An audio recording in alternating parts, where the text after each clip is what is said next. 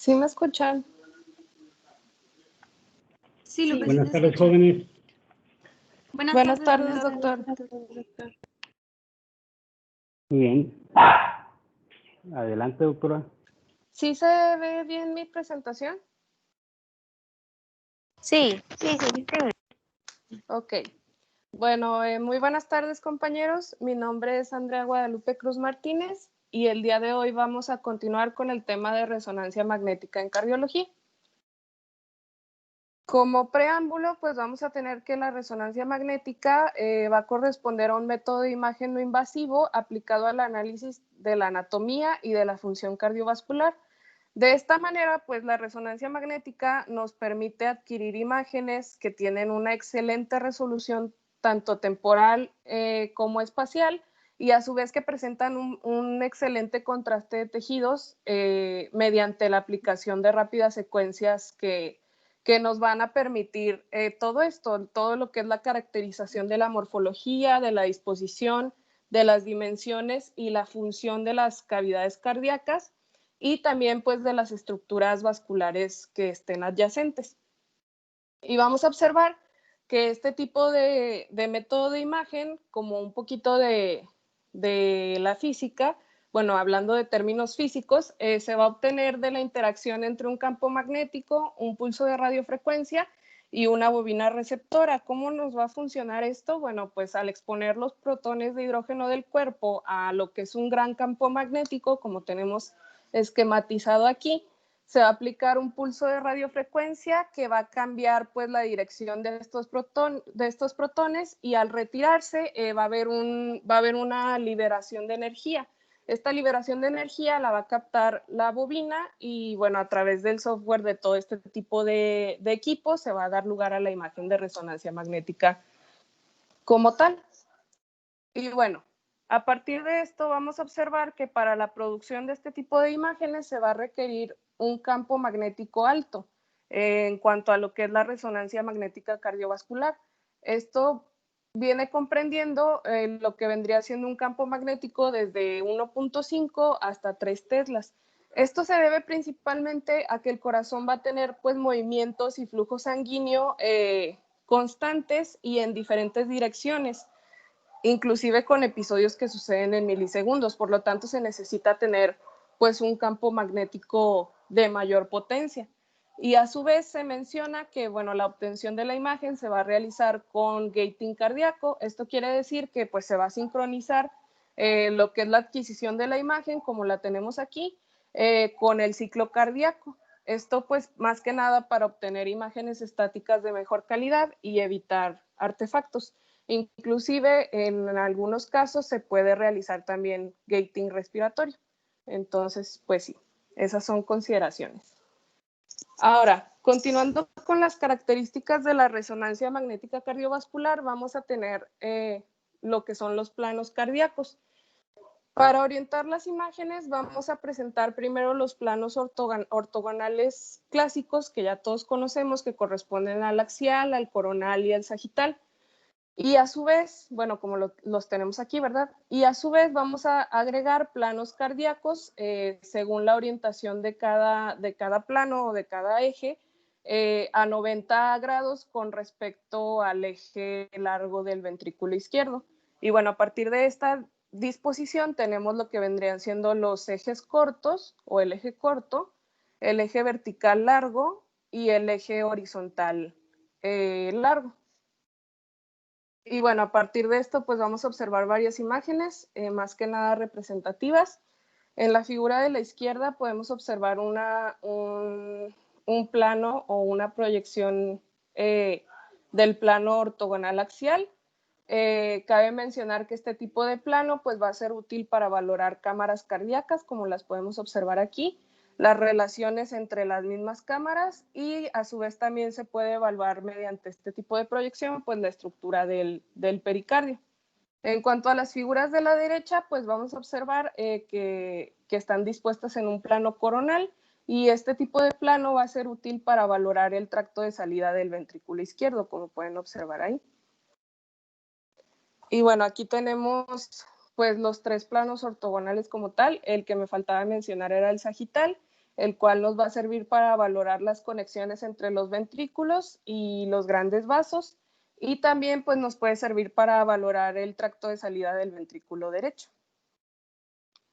Continuando con los planos cardíacos, pues tenemos primero el eje corto del corazón, en el cual, bueno, se nos va a permitir evaluar el miocardio en todas sus porciones, como vamos a ver ahorita en cuanto a la segmentación, y también nos permite pues evaluar el tamaño, cuantificar la función cardíaca y valorar también la contractibilidad. En cuanto a las figuras de abajo, vamos a tener el plano, bueno, el eje largo vertical, que se va a conocer como el de 2 cámaras, que es este de aquí, y estos otros 2 planos que vienen correspondiendo al axial y al eje corto cardíaco, pues están más que nada para ejemplificarnos a partir de, o más bien a través de, más bien la manera en la que se obtiene o se adquiere este tipo de eje a través de estos 2 planos, como lo pueden ver señalado por la flecha, bueno, por la línea azul. Posteriormente tenemos en las imágenes de arriba, lo que vendría siendo el eje horizontal largo, que se conoce como eje de 3 cámaras también, y bueno, a partir de lo que vendría siendo un plano coronal, se puede adquirir este tipo de eje. Y este eje va a ser útil para la valoración de la aurícula izquierda, de la válvula mitral, de los tractos tanto de entrada como de salida del ventrículo izquierdo, de las mismas paredes del ventrículo izquierdo y de la raíz aórtica y de la porción proximal de la aorta.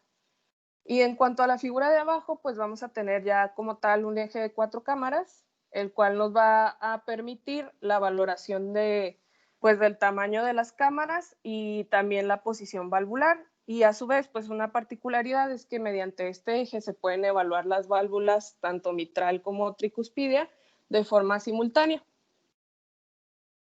Y bueno, a partir de esto vamos a tener lo que vendría siendo la segmentación miocárdica, que ya la habíamos estado comentando en clases anteriores, la cual, bueno, se va a segmentar el miocardio en tercios iguales, lo que vendría siendo perpendicular al eje largo del corazón, y esto nos va a generar segmentos a nivel basal, medio y apical, como les voy a mostrar pues ahorita en la siguiente diapositiva. En cuanto a los segmentos basal y medio, pues vamos a observar que se dividen en 6 segmentos cada uno a partir de las, bueno, sí, en sentido contrario a las manecillas del reloj.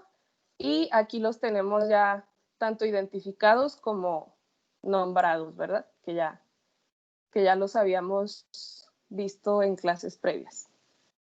Y bueno, en la parte apical se menciona que esta se va a dividir en 4 segmentos: apical anterior, apical lateral, bueno, apical anterior, apical medial, apical inferior y apical lateral.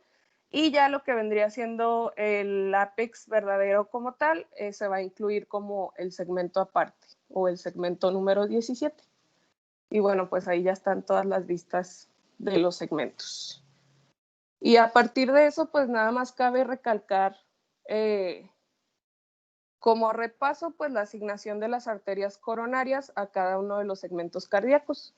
Y aquí les puse este esquemita con los segmentos cardíacos y coloreados por la arteria, pues de la que reciben irrigación, ¿verdad? Y bueno, a partir de esto, vamos a observar también que las secuencias más utilizadas en la resonancia magnética cardiovascular van a corresponder primero a las imágenes en sangre negra y a las imágenes en sangre blanca. Las imágenes en sangre negra van a corresponder a las técnicas de Spinecco, Fast Spinecco y doble inversión recuperación Spinecco. En este tipo de imágenes se va a observar la sangre hipointensa y las paredes ventriculares isointensas, por lo que va a ser pues de gran utilidad al momento de evaluar lo que viene siendo la morfología cardíaca. En cuanto a las secuencias de imagen en sangre blanca, vamos a tener que estas van a corresponder al cine ecogradiente, y en este tipo de imágenes, vamos a observar que la sangre se va a visualizar de forma hiperintensa y el tejido miocárdico se va a presentar hipointenso. Y bueno, este tipo de imágenes van a ser de utilidad para evaluar la funcionalidad tanto del ventrículo izquierdo como del ventrículo derecho y la movilidad parietal principalmente. Y bueno, continuando con la utilidad de la resonancia magnética cardiovascular, vamos a observar que, bueno, se puede indicar como auxiliar de diagnóstico en múltiples patologías, de las cuales pues ya las más predominantes o particulares van a corresponder a la cardiopatía isquémica, a las valvulopatías, otro tipo de miocardiopatías, cardiopatías congénitas, la presencia de masas o tumores, patología pericárdica y patología vascular. Y bueno, esas son las que vamos a profundizar en la clase. Y a partir de esto también tenemos ciertas ventajas y desventajas de la aplicación de la resonancia magnética. Entre sus ventajas, pues es que vamos a tener esta obtención de imágenes de alta resolución de forma inclusive tridimensional y bueno, a su vez, la más importante o la que más se recalca es que no se usa radiación ionizante.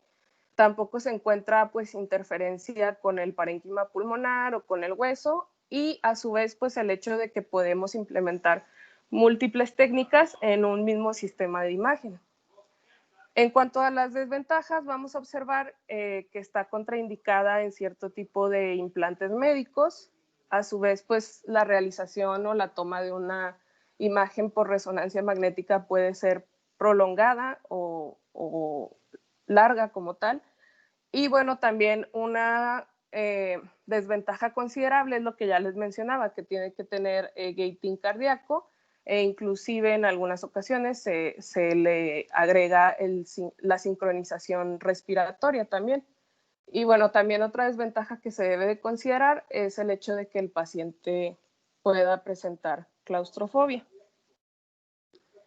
Y aquí nada más les adjuntaba una tablita con respecto a, bueno, a una comparación de todas las modalidades de imagenología cardíaca, bueno, de las principales, por decirlo así. Y podemos observar que la resonancia magnética cardiovascular, pues como ya mencionamos, es muy buena para evaluar estructura y funcionalidad. Sin embargo, pues ya vemos que, por ejemplo, una gran desventaja es su elevado costo y que no es tan práctica. Sin embargo, pues también, como ya les mencionaba, una ventaja a recalcar es que no se utiliza la radiación ionizante. ¿Sí? ¿Alguna duda con respecto a esto? Porque estas son las generalidades. Muy bien. Ok. Bueno, entonces vamos a adentrarnos ya a lo que vendría siendo la cardiopatía isquémica.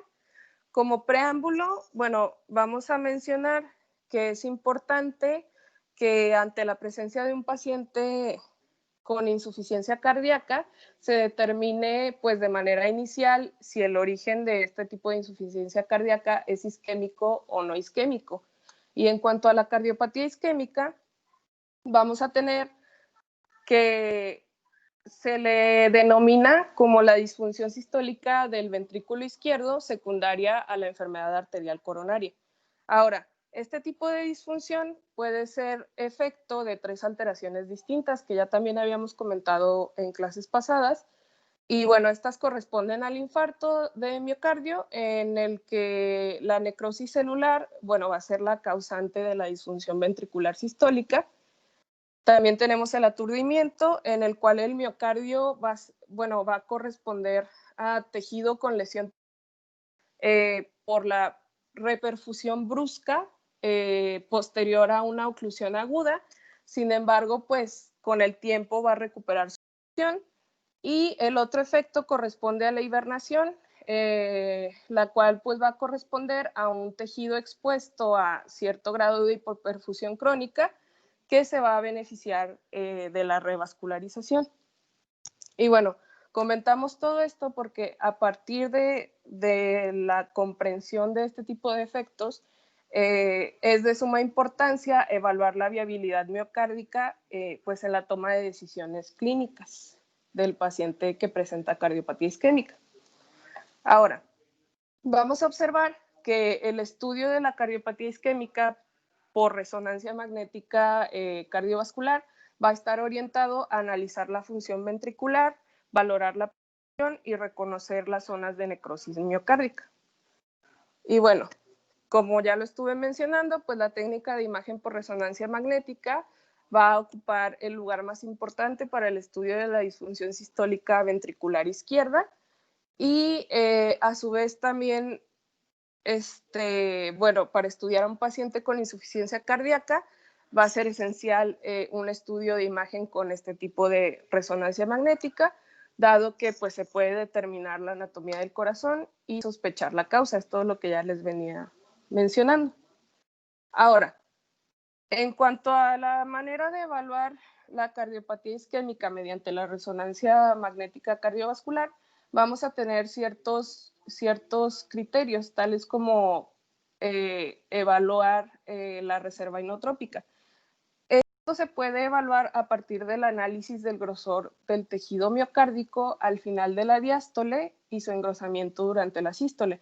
Esto se evalúa o se realiza mediante imágenes en eje corto obtenidas con secuencia cine-ecogradiente, que es más o menos como la que tenemos aquí. Si la pueden ver, ¿sí se puede ver en movimiento?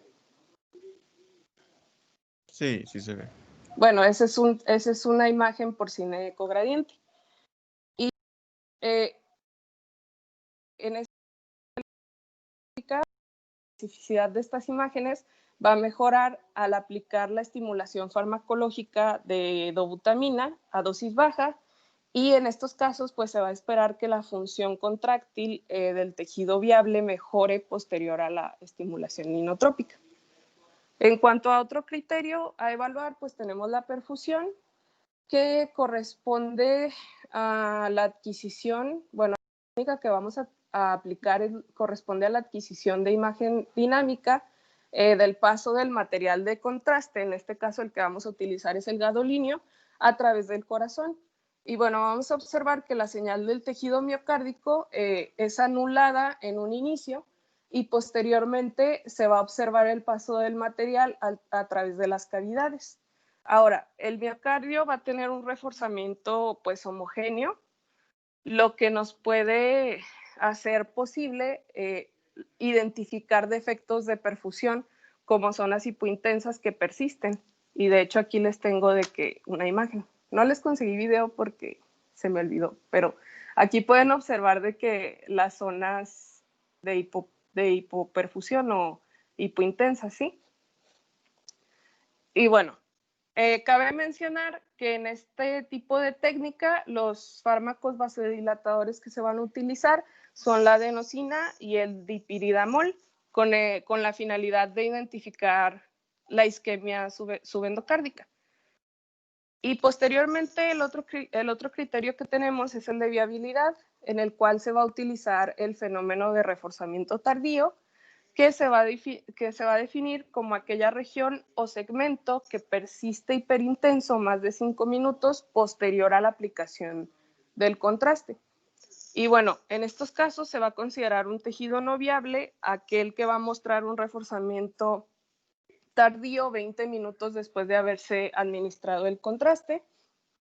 Y a su vez tenemos que este método permite definir la extensión del reforzamiento, ya sea subendocárdico, una afección menor del 50% del grosor miocárdico, o bien que se tenga cierto tipo de compromiso transmural.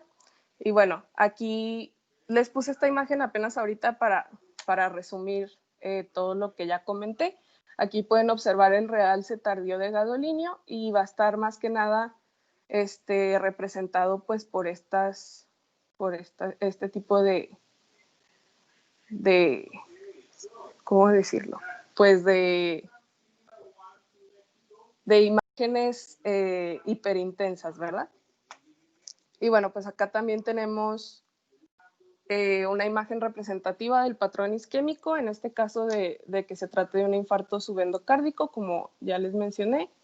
Bueno, esto es hablando del reforzamiento tardío y de un infarto transmural, como pueden observar, pues la hiperintensidad, ¿verdad? Y bueno, a partir de todo esto, vemos que, bueno, antes de continuar con esta diapositiva, también cabe mencionar que en este tipo de secuencia de cine se pueden identificar alteraciones de la movilidad segmentaria de las paredes ventriculares. ¿Qué tipo de alteraciones podemos observar aquí? Pues se puede presentar hipocinesia o discinesia o inclusive acinesia, que van a corresponder a los territorios arteriales afectados. Nada más que pues les debo todo el videito. Y bueno, en cuanto a todo esto que ya observamos, vamos a tener que la isquemia o el patrón de isquemia en resonancia magnética va a responder a este tipo de criterios, los cuales corresponden pues a la hipointensidad en el subendocardio, como ya les mostré, al hecho de que la hipointensidad se debe de relacionar con el territorio vascular lesionado, como observamos aquí, que la hipointensidad está pues ubicada en la misma región que la hiperintensidad que surgió a partir del reforzamiento tardío. Y bueno, también que la zona de hipointensidad subendocárdica debe durar por lo menos 10 segundos y a su vez que esta zona de hipointensidad debe observarse en 2 de las 3 proyecciones. ¿Sí? Y bueno, también a partir de todo esto tenemos ciertas características particulares de lo que vendría siendo el reforzamiento tardío en cada entidad de la cardiopatía isquémica. Y a partir de eso vemos sus hallazgos pues, en la resonancia magnética. Por ejemplo, tenemos pues, las entidades que son infarto, aturdimiento e hibernación en cuanto a su grosor diastólico, engrosamiento sistólico, movilidad segmentaria, perfusión, el reforzamiento tardío y la movilidad por revascularización. Todas estas se deben de evaluar para poder discernir entre una entidad y otra.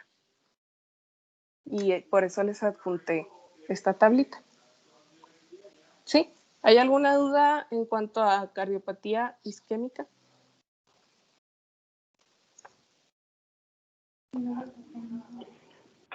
Bueno, entonces Nada más, continuando. perdón, doctor. Doctora, nada más, perdón, una aclaración. Sí. Acuérdense cuando hablamos del electro en cardiopatía isquémica que comentábamos que cuando se genera la obstrucción vascular, inmediatamente esto provoca una serie de cambios que conocemos como cascada isquémica. Que lo primero era un cambio en el metabolismo de anaerobio a aerobio, lo segundo alteraciones iónicas, lo tercero alteraciones en la función ventricular, pero inicialmente se daña la función diastólica, o sea, por el concepto que pone aquí de que cardiopatía isquémica es igual a una disfunción sistólica secundaria a un problema de perfusión miocárdica, o sea, ¿sí?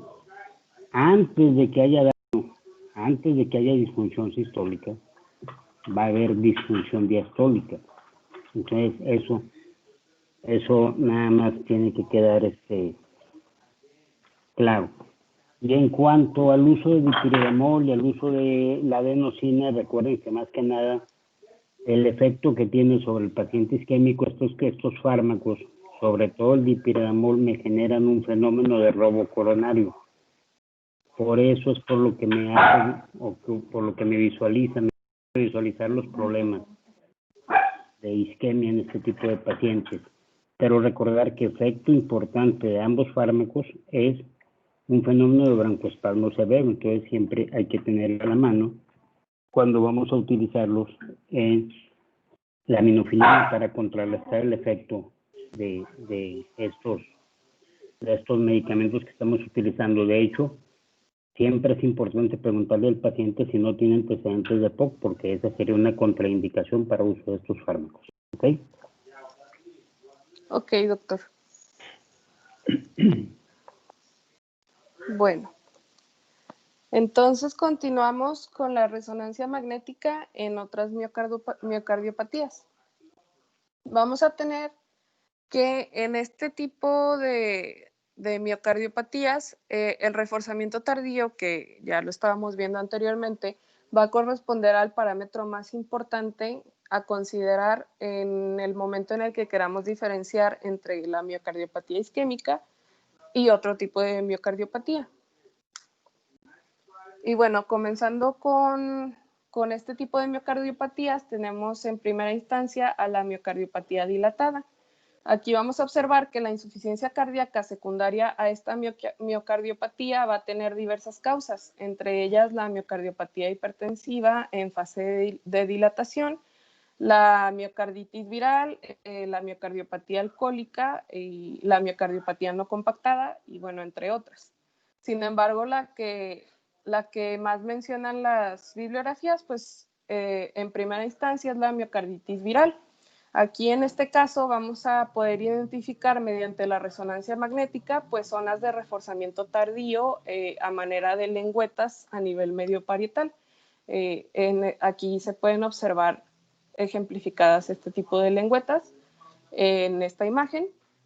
Y bueno, a su vez comentando en cuanto a la miocarditis viral, se menciona que característicamente este patrón de reforzamiento tardío no va a tener un territorio vascular definido y a su vez tampoco se va a disponer a nivel subendocárdico. Esto nos permite diferenciarla con lo que vendría siendo pues la cardiopatía isquémica. Y aquí tenemos más imágenes. Y bueno, continuando con la miocarditis de origen alcohólico, la bibliografía menciona que la única forma de discernir o diferenciar entre una miocarditis viral y una de origen alcohólico es principalmente la exclusión, o sea, excluir el consumo de alcohol, ya que los parámetros de resonancia magnética entre una miocarditis viral y una de origen alcohólico pues van a ser muy similares.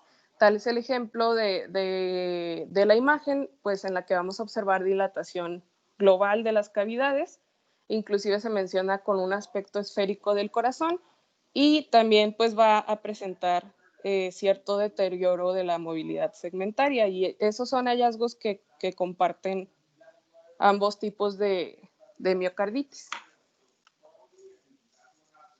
Continuando con la miocardiopatía hipertrófica septal asimétrica, vamos a tener que esta corresponde a la principal causa de muerte súbita en atletas y en este tipo de miocardiopatía pues se va a mostrar un engrosamiento septal de predominio subaórtico que va a causar este tipo de obstrucción de salida del flujo ventricular izquierdo y todo esto lo vamos a poder observar de forma dinámica ya en lo que vendría siendo pues este tipo de imagen de cine-eco, ¿verdad?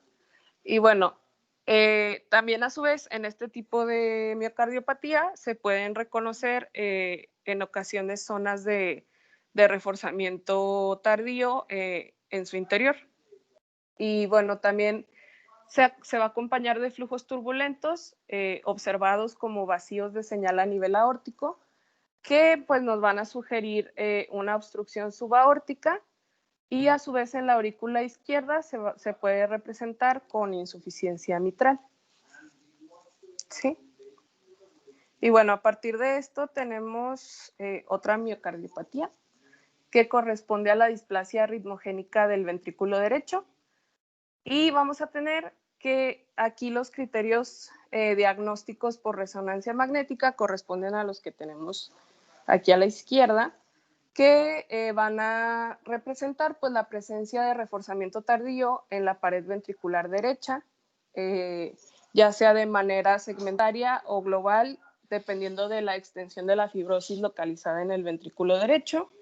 También puede presentar disinesia y también a su vez pues, muy característica la dilatación del tracto de salida del ventrículo derecho y una dilatación diastólica ventricular derecha con un diámetro que se indica que sea mayor a 42 milímetros y a su vez un diámetro auricular derecho mayor a 41 milímetros. Y pues más que nada aquí lo que podemos observar en este tipo de imagen pues por cine ecogradiente es la gran dilatación de las cavidades derechas y una zona de disinesia apical. Y bueno, a su vez en la imagen que corresponde a la letra B, podemos observar zonas de reforzamiento tardío también en la región apical del ventrículo derecho. Y bueno, y antes de pasar a esta, también en cuanto a la displasia ritmogénica del ventrículo derecho, vamos a observar que en cuanto a este tipo de criterios, cuando se presentan 3 criterios, es sugerente o se sugiere el diagnóstico como tal de la displasia ritmogénica del ventrículo derecho.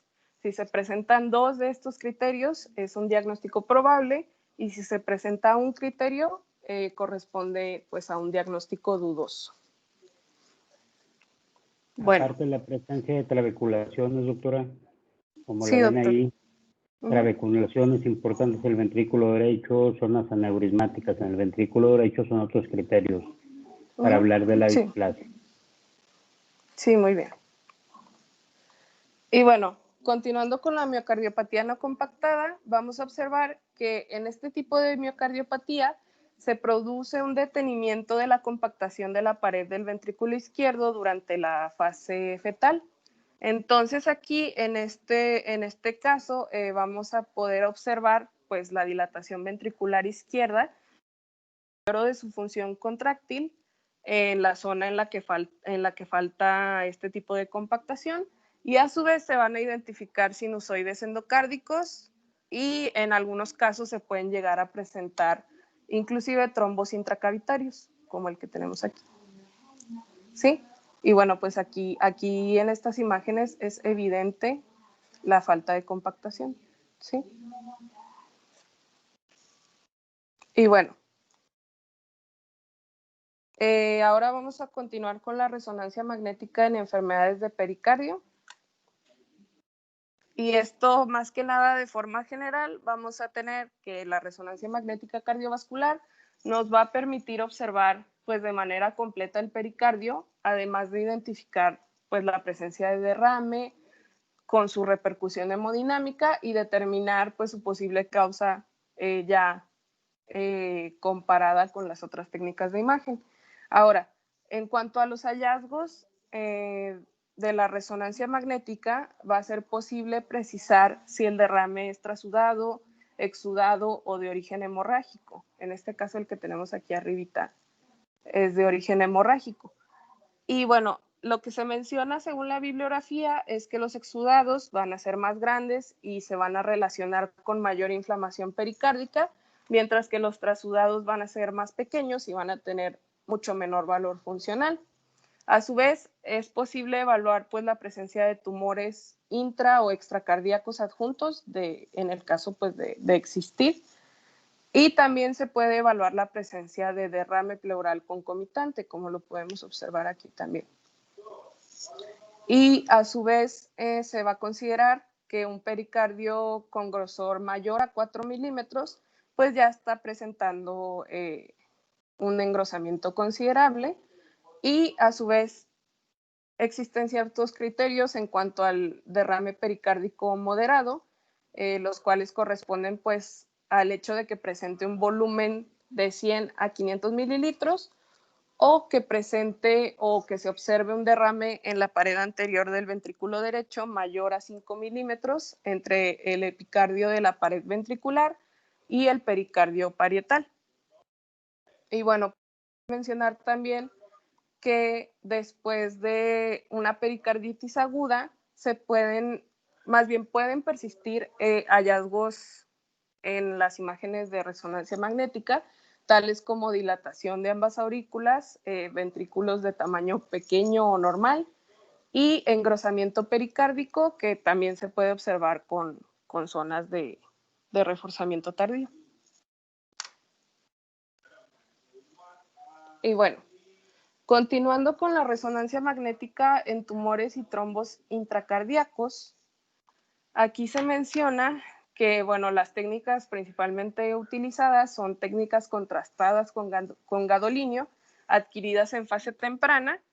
Y bueno, aquí se puede diferenciar entre una masa y un trombo porque se observa si la masa intracavitaria va a captar el contraste. Si lo capta, esto nos indica que hay vascularidad, por lo tanto estamos pues ante una masa tumoral. Sin embargo, pues en los trombos se observa que las imágenes tardías, la masa va a ser hipointensa, entonces esto quiere decir que no alojan vascularidad, como lo podemos observar aquí, y pues eso es bastante útil al momento de diferenciar entre una masa tumoral y un trombo. Ahora, otro criterio a considerar corresponde a que el trombo va a estar alojado dentro del ventrículo izquierdo sobre la zona de necrosis identificada ya con el reforzamiento tardío, que vendría siendo, pues en este caso, esta de aquí. Y bueno, en las imágenes tumorales se va a observar que hay un reforzamiento tardío, pero dentro de la masa, y bueno, ya de acuerdo a su patrón de reforzamiento tardío como tal, es como se van a poder diferenciar entre ciertos tipos de tumores, ¿verdad? Que yo supongo que lo vamos a ver después. Pero sí, esto es principalmente para discernir entre una masa y un trombo, ¿sí? Y bueno, continuando con la resonancia magnética en cardiopatías congénitas, vamos a observar que en el caso de la comunicación interatrial o interauricular e interventricular, vamos a observar que es factible en estos casos de encontrar el defecto septal con los cortes ordinarios, como lo tenemos aquí o como lo tenemos acá. Sin embargo, a su vez se menciona que se puede realizar una prueba en la cual se anula la señal de sangre que existe del lado izquierdo, pues con el fin de delimitar este tipo de cortocircuito, ¿verdad? Y bueno, esto más que nada está indicado en defectos septales pues un poco más pequeños, pero por lo general lo común es observar el defecto septal pues así con los cortes típicos. Y bueno, a su vez tenemos la presencia a su vez tenemos de utilidad diagnóstica la resonancia magnética cardiovascular en casos de coartación de aorta, en la cual pues va a ser posible para nosotros reconocer la presencia de la coartación y también, pues como lo mencionó, y también definir la repercusión fisiológica que ha tenido sobre el corazón y también sobre la circulación colateral.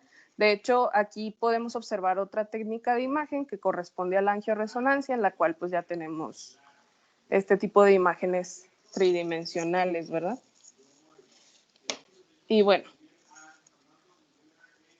a su vez tenemos la presencia o la utilidad al momento de evaluar las valvulopatías, en las cuales, tanto en las congénitas como en cualquier tipo de enfermedad, pues ya valvular, lo que podemos observar de forma muy concreta es la presencia de un jet, así se le denomina, de un jet. Esto corresponde pues a un flujo sanguíneo diferenciable del resto de la sangre que va a estar contenida en la cavidad.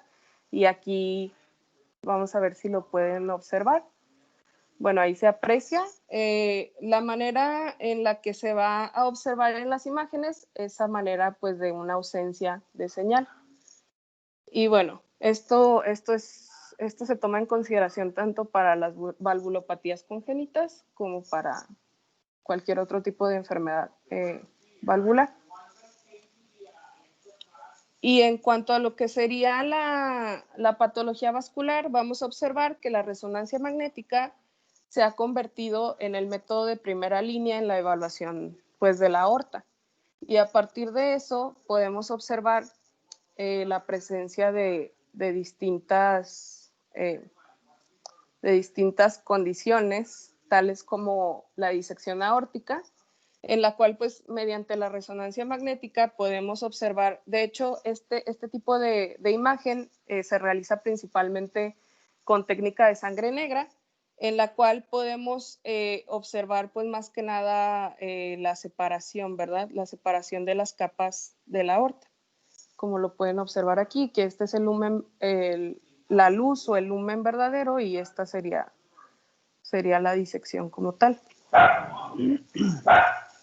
También tenemos la presencia o la utilidad diagnóstica en el caso de, pues como ya mencioné, la coartación aórtica, y también en casos de aneurismas aórticos. Este es un aneurisma de la aorta ascendente, sin embargo, pues los que más se suelen identificar son de la aorta descendente. Eso es con mayor frecuencia. Y bueno, también en estos casos, pues la resonancia magnética se debe de utilizar pues en el monitoreo y seguimiento de todas estas condiciones y enfermedades. Y bueno, también se debe de evaluar a su vez de forma pues completa lo que vendría siendo tanto la repercusión hemodinámica como pues la función tanto de los ventrículos como de las válvulas, ¿verdad? Y eso sería todo. ¿Alguna duda?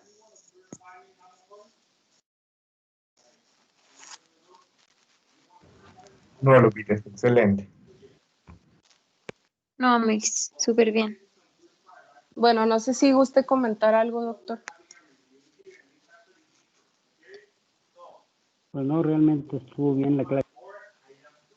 Pero luego se me perdió el audio y me sacó un rato de la clase. Pero lo que vi, muy bien, doctor. No, nada más, pues prácticamente los 2 comentarios o 3 comentarios que les hice por ahí. Pero realmente... Ok. Muchas gracias, doctor.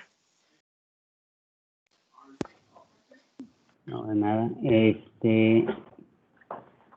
Todavía para mañana es cateterismo, ¿verdad, jóvenes?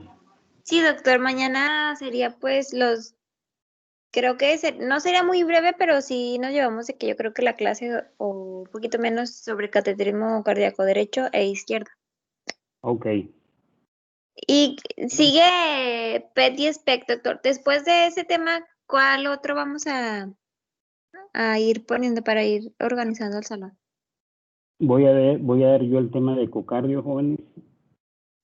Y Ok. con eso, bueno, terminamos lo que es esta primera parte del curso, y al final de eso, yo creo que nos tomamos una clase para hacer algo de repaso de electros, para que vayan ustedes ahí haciendo interpretaciones de lo básico del electro. Y luego, pues vamos a poner un examencillo, jóvenes. ¿Ok? Sí, Y ya doctor. después empezamos con falla cardíaca, que es el primer tema que vamos a ver ya de patología. Muy bien. Muy bien, jóvenes, pues muchas gracias. Nos vemos primero Doctor, yo Dios tengo el día una de mañana. duda. Ande. Es que, bueno, yo expongo cateterismo cardíaco derecho, pero ese, bueno, según lo que he leído, solamente se usa para hipertensión pulmonar. Bueno, para diagnosticar, no sé si, o sea, pues poner qué tantas imágenes o cómo, o también expongo de qué hipertensión o cómo.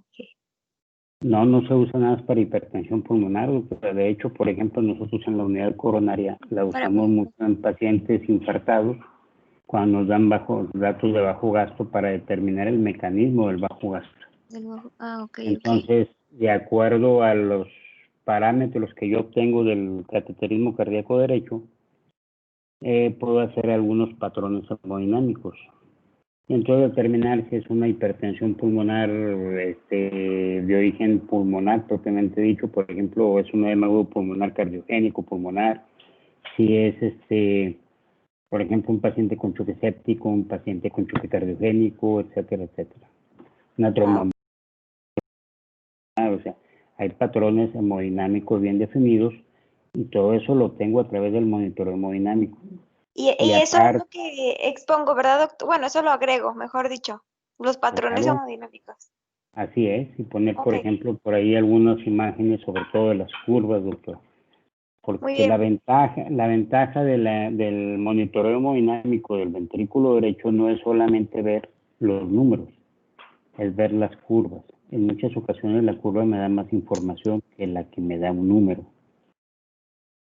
Muy ¿Sí? bien, sí, es que sí tenía como duda porque, bueno, leí varios artículos, pero como que se basaban solamente en solo la hipertensión. Pero sí, o sea, por eso se me hacía como muy raro que fuera solo para eso. A ver, mañana, ¿usted va a la clase mañana? Sí, yo expongo cateterismo cardíaco derecho y mi compañera Lucy el izquierdo y ya después Diego expone PET y SPECT. Por eso, pero ¿qué van a ver primero? ¿PET y SPECT o primero cateterismo? Cateterismo, doctor. Ah, ok. Bueno, busque por ahí, hay una revista latinoamericana de insuficiencia cardíaca, nada más póngale ahí, revista de insuficiencia cardíaca. Ok. Y en el primero o en el segundo año que se empezó a publicar la revista, por allá por el 2007, viene una serie de artículos encaminados a lo que es el catéter de Swan-Ganz. Sí. Y por ahí, en esos artículos, pues viene más o menos lo que son los perfiles hemodinámicos y todo esto que le estoy diciendo. Ah, muy bien, muy ¿Sí? bien. Muchas gracias, doctor. Nada, hasta mañana, jóvenes. Hasta mañana. Gracias, doctor. Hasta Hasta mañana. hasta mañana. Que estén bien. Gracias. Hasta mañana, doctor. Gracias.